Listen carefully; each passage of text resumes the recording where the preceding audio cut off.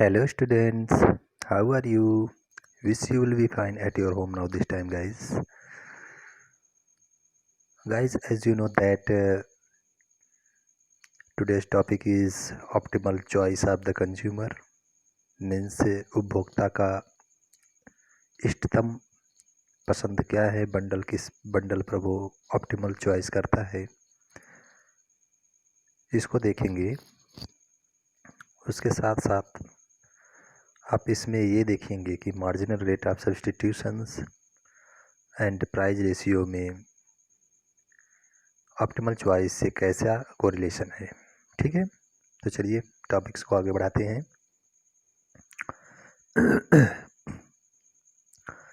The budget set consist of all bundles that are available to the consumer. Budget set बेटा ऐसा एक समाहित रेखा है जो डाउनवर्ड स्लोपिंग होती है, जो आप जानते भी हैं नेगेटिव स्लोप होती है। वो ऐसा समाहित एक सेट है, बजट सेट है, जिसपे सभी बंडल पर उपभोक्ता अवेलेबल रहता है, जो चाहे वो अपने चॉइस के अकॉर्डिंग वो परचेज कर सकता है। The consumer can choose her consumption bundle from the budget set. तो बाई कंसिस्ट बजट सेट पर अगर कंज्यूमर अवेलेबल है तो सभी बंडलों पर वो अपना एनी बंडल पर वो अपना प्रेफरेंस शो कर सकता है, यानी उसमें से कोई भी जिस पर वो समझता है कि ऑप्टिमल हमें यहाँ पर सेटिस्फैक्शन मिल रहा है इस बंडल से, तो उसको परचेज कर सकता है उस बजट सेट पर या बजट सेट पर ही। अंडर बजट सेट पर बेटा कभी भी उसको ऑप्टिमल सेटिस्फैक्शन यानी ऑप्टिमल चॉइस नहीं मिलेगी, इसलिए बजट पर ही जो बंडल परचेज करेगा उससे ही ऑप्टिमल उसे सेटिस्फैक्शन मिलेगा, इसलिए उसको ही ऑप्टिमल चॉइस करता है। But on what basis does the choose her consumption bundle from the ones that are available to her. लेकिन उनमें से कौन से बंडलों को परचेज करेगा, क्योंकि उस पर अनलिमिटेड उस पर बंडल बनाए जा सकते हैं बजट सेट के द्वारा। तो यही समझना है कि है तो बहुत ही अनलिमिटेड बजट सेट पर बंडल हैं, लेकिन अनलिमिटेड बजट सेट पर बंडलों में से कौन सा बंडल वो परचेज करेगा, ये जो है उसकी विवेकशीलता को दिखाता है, रेशनैलिटी को शो करता है कि किस बंडल कौन सा बंडल उसके लिए है। इन इकोनॉमिक्स अगर अर्थशास्त्र में बात करें, it is assume that the consumer chooses her consumption bundle on the basis of her taste and preference over the bundle in the budget.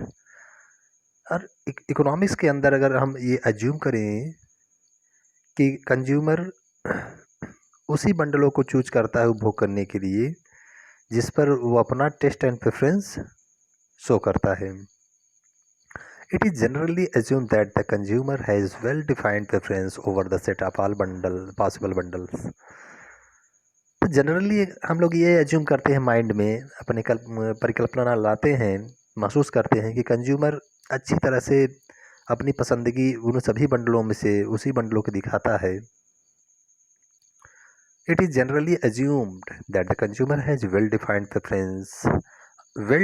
preference, अच्छी तरह से जो अपनी पसंदगी जाहिर करता है over the set of all bundles, कई जो बंडल बजट सेट पर ड्रॉ किए जा सकते हैं, उन बंडलों में से जो वेल डिफाइंड प्रेफरेंस करता है उसी को ही ऑप्टिमम चॉइस कहा जाता है।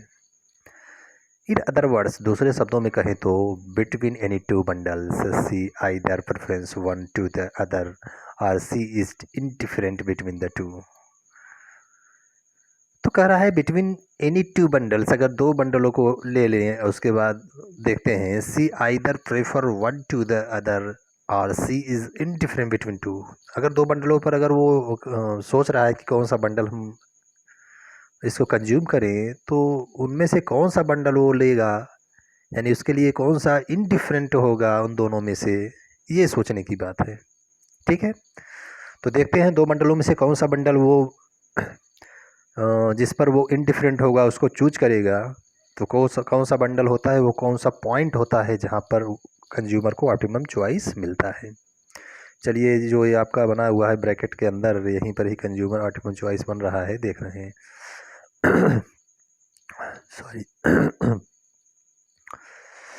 Equality of the marginal rate of substitutions and the ratio of price. ठीक है, जहाँ पर ये दोनों का मिलन होता है यानी कम्बिनेशन होता है बेटा, वहीं पर ये कंज्यूमर अपना ऑप्टिमम सेटिस्फैक्शन शो करता है उस दिए गए बंडलों में से। यानी जहाँ पर इंडिफरेंस कर द स्लोप ऑफ इंडिफरेंस कर मीन्स बजट लाइन। भाई इंडिफरेंस कर पर अगर हम स्लोप ड्रॉ करेंगे तो वो बजट लाइन ही होगी ना, यानी जहाँ पर इंडिफरेंस कर बजट लाइन को टच करते हुए टच करे, वहीं ही कंज्यूमर का ऑप्टिमम उस बंडल पर प्रेफरेंस शो करेगा। सॉरी।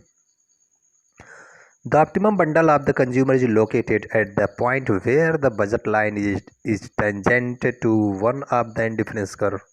देखो ऑप्टिमम बंडल वहीं मिलेगा कंज्यूमर को, वहीं प्राप्त किया जाता है जहां पर ये आपका बजट लाइन इंडिफरेंस कर्व पर एक टेंजेंट के रूप में टच करती आगे निकल जाए। जहां पर टच करे वही पॉइंट आपका ऑप्टिमम प्रेफरेंस बंडल होगा। If the budget line is tangent to an indifference curve at a point, the absolute value of the slope of indifference curve and that of the budget line are same at the price at that point। कह रहा है जहाँ पर ये budget line tangent के रूप में indifference curve को टच करते हुए आगे मतलब कि वो चली जाए, जहाँ पर टच करे, कहने मतलब जो टच पॉइंट है absolute value slope of indifference curve, वो पूरी जो है इंडिफरेंस कर्व का भी यानी मार्जिनल रेट ऑफ सब्सटीट्यूशन का भी वही वैल्यू होता है जहाँ पर टेंजेंट लाइन बजट लाइन एक टेंजेंट के रूप में इंडिफरेंस कर्व को टच करती है। यानी दोनों की वैल्यू इंडिफरेंस कर्व की जहाँ पर मार्जिनल रेट ऑफ सब्सटीट्यूशन से एक इकाई को त्यागते हुए दूसरी इकाई को हम प्राप्त करते हैं, तो उसका वैल्यू और जो बजट लाइन का जो वैल्यू है उस पॉइंट पर सेम होता है। यानी marginal rate of substitution delta y upon delta x equal to p x by p one. Recall from our earlier discussion that the slope of indifference curve is the rate at which the consumer is willing to substitute one good for the other। आप फिर से recall करिए, याद करिए कि पहले वाले जो टॉपिक्स में डिस्कशन हुआ था कि इंडिफरेंस का स्लोप जो होता है वो किस दर के बराबर था, कंज्यूमर के गुड्स के जो दोनों मार्केट प्राइस पर गिवन प्राइस पर जो गुड्स थे उनके रेशियो की दर के बराबर था। यानी जो marginal rate of substitution delta y upon delta x equal to p x upon p y. Okay. The slope of the budget line is the rate at which the consumer is able to substitute one goods for the other in the market. बाजार में अगर देखते हैं तो जो budget की slope line है, एक गुड्स के लिए दूसरे गुड्स को हम जब सब्सटीट्यूट करते हैं उसके स्थान पर दूसरे को ज़्यादा प्रेफर देते हैं, अपना उस पर ज़्यादा प्रेफरेंस शो करते हैं सॉरी, तो क्या होता है उस वस्तु की जिस पर हम ज़्यादा प्रेफरेंस शो कर रहे हैं उसको एक अतिरिक्त एडिशनल यूनिट को कंज्यूम करने के लिए नेक्स्ट गुड्स की हमें जो यूनिट को सेक्रीफाइज करना होता है, उसका जो रेट है यानी दोनों गुड्स की जो सेक्रीफाइजिंग रेट है वो तो इंडिफरेंस कर्व पर होता है। यानी कि उस पर वो प्रेफरेंस शो करता है कि किन वस्तु को प्राप्त करने के लिए किन दूसरी वस्तु कितनी इकाई त्याग करता है। लेकिन बजट सेट आपका उस वस्तु को खरीदने की कैपेसिटी को दिखाता है बेटा। तो ये जो कैपेसिटी है वो दोनों गुड्स की प्राइस की रेशियो के बराबर है। वही कह रहा है इंडिफरेंस कर तो जो उसकी सब्सटीट्यूशन रेट को शो करता है, एडिशनल यूनिट किसी को कंज्यूम करने के लिए अदर गुड्स की कितनी सेक्रीफाइजिंग करनी पड़ रही है हमको, लेकिन जो आपका बजट सेट है ये दोनों गुड्स की प्राइस की रेशियो को शो करता है। To see why consider a point where this is not so। देखने के लिए why consider a point where this is not so। अच्छा, ऐसा भी पॉइंट आ सकता है कभी जहाँ की आपका जो बजट लाइन है वो इंडिफरेंस कर्व पर टेंजेंट के रूप में कहीं टच न करे, तो ऐसे पॉइंट पर क्या आपका कॉन्सेप्ट होगा ये भी समझेंगे। ठीक है। ये ग्राफ जो फिगर 2.12 है बेटा, आप देख लीजिए जहाँ पर ये तीर का इंड पॉइंट मतलब जहाँ से ओरिजिन हुआ है, यहाँ पर जो टच कर रहा है ये बजट लाइन आपका डाउनवर्ड स्लोपिंग गिरती हुई एक बाएं से दाएं की ओर एक सीधी रेखा है। ये क्या है? ये बजट लाइन है। और यहाँ पर तीन तरह के इंडिफरेंस कर्व दिखाए गए हैं। इंडिफरेंस कर्व क्या होता है बेटा? इंडिफरेंस कर्व दिए गए बंडलों में, यानी कि दो वस्तु अगर दी गई है तो उन वस्तु में कंज्यूमर कौन सा बंडल को प्रेफर करता है। देखो इसका नाम तो है इंडिफरेंस, इंडिफरेंस कर्व है ना, लेकिन ये जो जरूरी थोड़ी है कि सभी बंडलों को कंज्यूमर चूज करेगा एक ही साथ में। किसी न किसी बंडल को प्रेफर करना पड़ेगा ना। Given the budget line, given her budget, he will have to choose a single bundle on the which show her maximum या मीन्स ऑप्टिमम सेटिस्फैक्शन, उस पर जिसको गिवन बजट लाइन में बेटा वो ऑप्टिमम बंडल को ही चूज करेगा, क्योंकि वह विवेक से भुगता है। तो भले ही इसका नाम इंडिफरेंस कर्व है, लेकिन इस पर किसी न किसी बंडल को वो प्रेफर करता है, चूज करता है। तो ये इंडिफरेंस कर्व पर कई बंडल को हम ड्रा कर सकते हैं और उससे मिलने वाली सेटिस्फैक्शन इक्वल हुआ करती है। तो ये दिए गए बजट लाइन से अगर इंडिफरेंस कर जहाँ पर टच कर इंडिफरेंस कर अगर कई हैं, जैसे 3 इंडिफरेंस कर है ना, तो जो बजट लाइन आपकी जहाँ टच करती है इंडिफरेंस कर पर टेंजेंट बनती है, टच पॉइंट पर ही ऑप्टिमम कंज्यूमर बंडल प्राप्त करता है, यानी उस पॉइंट पर ही उसे ऑप्टिमम सेटिस्फैक्शन प्राप्त होता है, जो उसे ऑप्टिमम सेटिस्फैक्शन वाला बंडल कहा जाता है। और नीचे वाले में आपका कहीं पॉइंट मान लीजिए सी हो गया, ठीक है, मैं यहाँ पेंसिल के थ्रू इसको लिखा हूँ, सी है, और यहाँ पर नीचे मान लीजिए डी है। जो ऐसा भी है पॉइंट जहाँ पर आपको ये टच नहीं करेगा, फिर भी आपको वहाँ पर जो सेटिस्फैक्शन होगा वो तो आपको एनालिसिस करना होगा ना, कि ऐसे पॉइंट पर सेटिस्फैक्शन उससे कम मिल रहा है, ज़्यादा मिल रहा है, या क्यों ऐसा हो रहा है। To see why consider a point where this is not so, कुछ ऐसे स्थान भी देखते हैं जहाँ पर ये बजट लाइन इंडिफरेंस कर्व को टच नहीं करती बल्कि इंटरसेक्ट कर देती है, या budget given the budget line पर आपका जो भी बंडल है वो अपर इंडिफरेंस कर्व पर मैक्सिमम होता है, वहाँ पर आप परचेजेबल नहीं होते हो क्योंकि आपकी बजट कम पड़ जाती है। तो ऐसे पर भी पॉइंट को हम देखेंगे। Suppose the marginal rate of at such A point is 2 and suppose the two goods have the same price. देखो ये सपोज करते हैं कि मार्जिनल रेट ऑफ सब्सटीट्यूशन कहीं एक पॉइंट है 2 है, और सपोज करिए कि दोनों का जो प्राइस है वो सेम है, यानी अगर बनाने की प्राइस 5 है तो मैंगोज की भी प्राइस 5 मान लेते हैं। तो ऐसा कोई पॉइंट लेते हैं, यहाँ पॉइंट 2 दिखाया गया है, तो पॉइंट 2 कहीं मुझे नहीं यहाँ पर मेंशन देखने को मिल रहा है, कहीं मेंशन है ही नहीं, ठीक है, तो कोई बात नहीं। तो ये माइंड में ज्यूम कर लेते हैं कोई पॉइंट यहाँ है जहाँ पर हमें दोनों गुड्स की प्राइस कांस्टेंट है। At this point the consumer is willing to give up 2 mangoes if she is given the extra banana. ये मान लीजिए ये पॉइंट है आपका।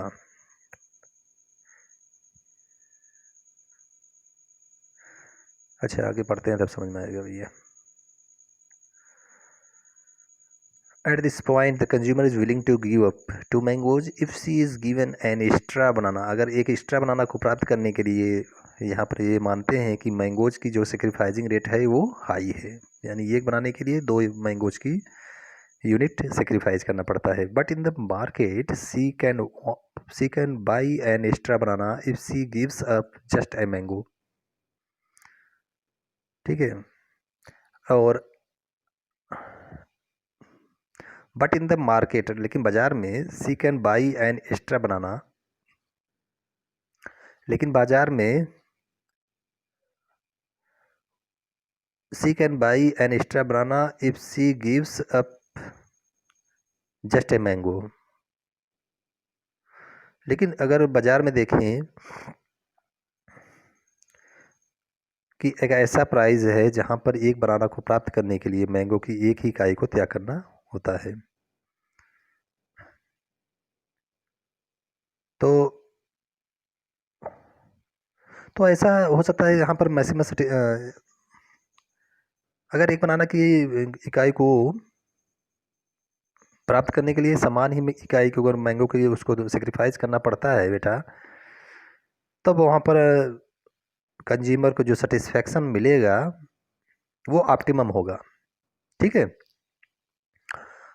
आगे पढ़ते हैं भी और क्लियर हो जाता है, क्लियरिटी आ जाएगी। Therefore if she buy an extra banana, इसलिए यदि वह एक एक्स्ट्रा बनाना को परचेज करता है, she can have more of both the goods compare to the bundle.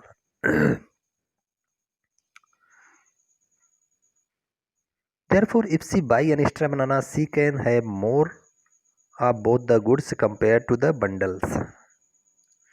इसलिए यदि वह एक एक्स्ट्रा बनाना की एडिशनल यूनिट खरीदता है, she can have more of both the goods, तो वह जिस पर बाजार रेट पर दोनों प्राइस दिए हुए हैं, तो उस पर जिस बंडल को शो करता है, अगर देखें तो एक एक्स्ट्रा बनाना पर जहाँ पर मैंगोज की इक्वल यूनिट को सेक्रीफाइस कर रहा था कंज्यूमर, तो बता रहा है कि उस पर कंज्यूमर को दोनों बंडल पर आप देखेंगे तो ऑप्टिमम वो क्वांटिटी भी कंज्यूम कर रहे हैं, ऑप्टिमम सेटिस्फैक्शन प्राप्त कर रहे हैं, ऑप्टिमम बंडल को शो करते हैं। ये तीनों उसको वहाँ पर मिल रहा है।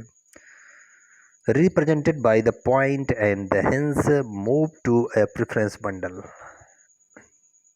Therefore, if she buys an extra banana, she can have more of both the goods compared to the bundle represented by the point। देखो जहाँ पर ऑप्टिमम सेटिस्फैक्शन उस बंडल से मिल रहा है, उससे कंपेयर करें अदर बंडलों पर, तो जितना वो मैक्सिमम क्वांटिटी उस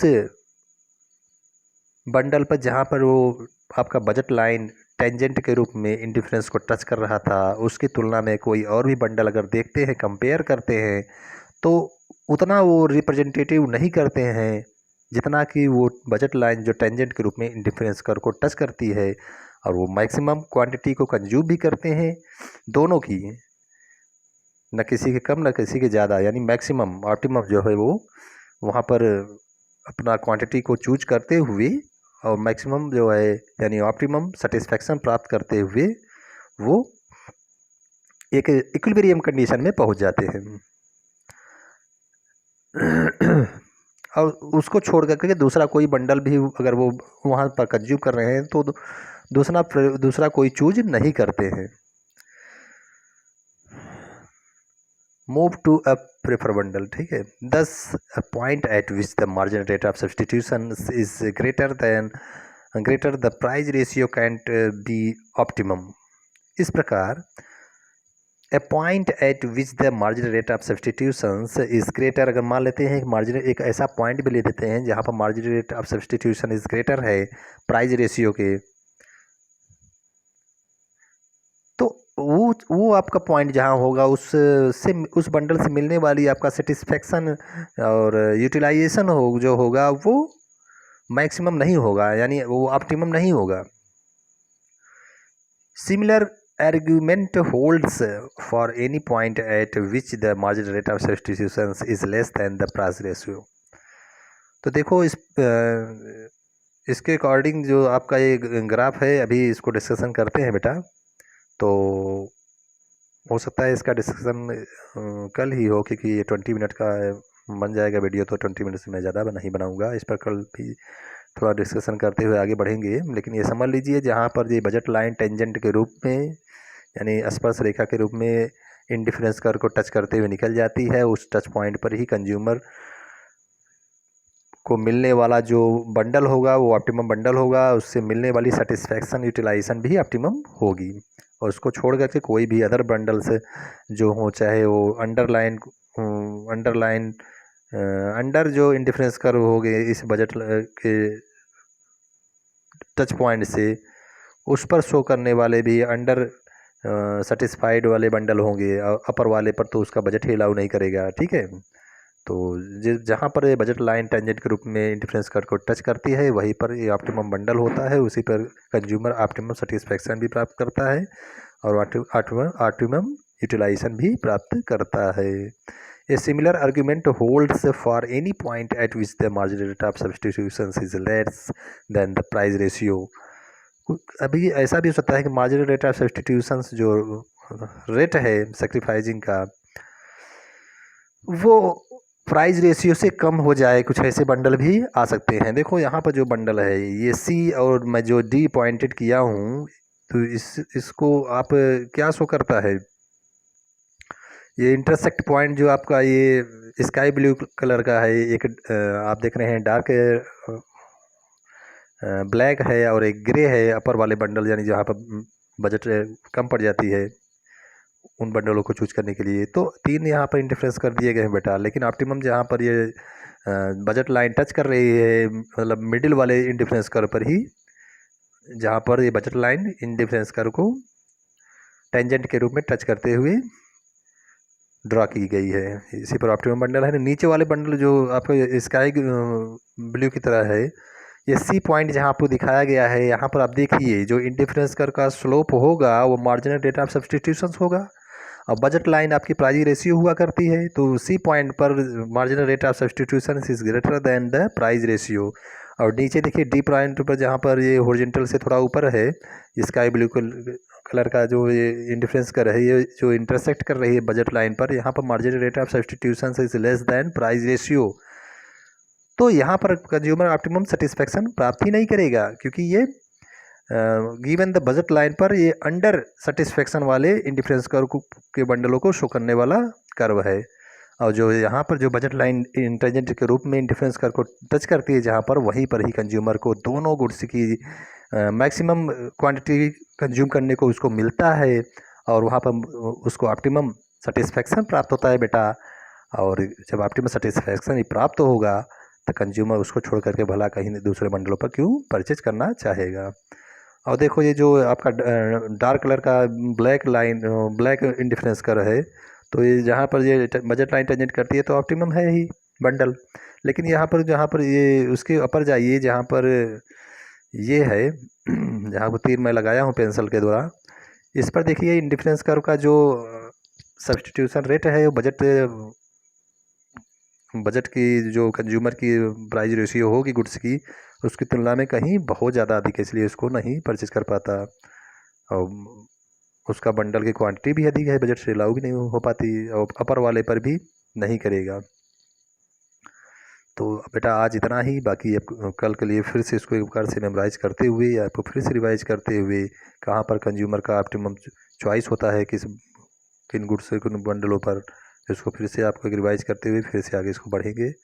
उसके बाद आपको कल के लिए आज मैं इतना बता दिया, इतना आप मेमोराइज करिए, इसको कंसंट्रेट करिए और जो भी समझ न आए आप ज़रूर पूछा करिए। आप लोग पूछते नहीं हो, ये अच्छी बात नहीं बेटा, क्योंकि ये इकोनॉमिक्स है, बिना इस पर पूरी कॉन्सेप्ट बने आपका पूरा एनालिसिस नहीं हो पाएगा। ठीक है, तो बजट लाइन क्या होती है, इंडिफरेंस कर्व क्या होती है, इसका डेफिनेशन मालूम होना चाहिए। बजट लाइन आपकी परचेजिंग कैपेसिटी को दिखाती है कि कितना किन वस्तुओं को हम परचेज कर सकते हैं अपने गिवन बजट पर। ठीक है, दोनों गुड्स पर कितनी क्वांटिटी शो कर सकते हैं, तो पूरा ही किसी वस्तु को खरीद लेंगे दूसरी की कुछ नहीं खरीदेंगे, या दोनों की मिला जुला के कितना हम क्वांटिटी अपने गिवन बजट में परचेज कर सकते हैं। इंडिफरेंस कर क्या है, दो वस्तुओं को कंज्यूम करने के लिए शो करने वाला बंडल जिस पर कंज्यूमर एक एडिशनल यूनिट किसी को प्राप्त करते हुए दूसरी इकाई को त्याग करता है, जिस पर उसका समान सेटिस्फैक्शन बना रहता है, उसी को ही इंडिफरेंस कर्व कहते हैं। ठीक है, बाकी अब आप फिर से इसको हर चैप्टर को एक सरसरी निगाह से वर्ड व्यू वाइज में आप इसको रिवाइज करते रहिए, जिससे आपको पूरा इस कॉन्सेप्ट कंज्यूमर बिहेवियर पर बना रहे। Thank you for watching and listening this video. Bye.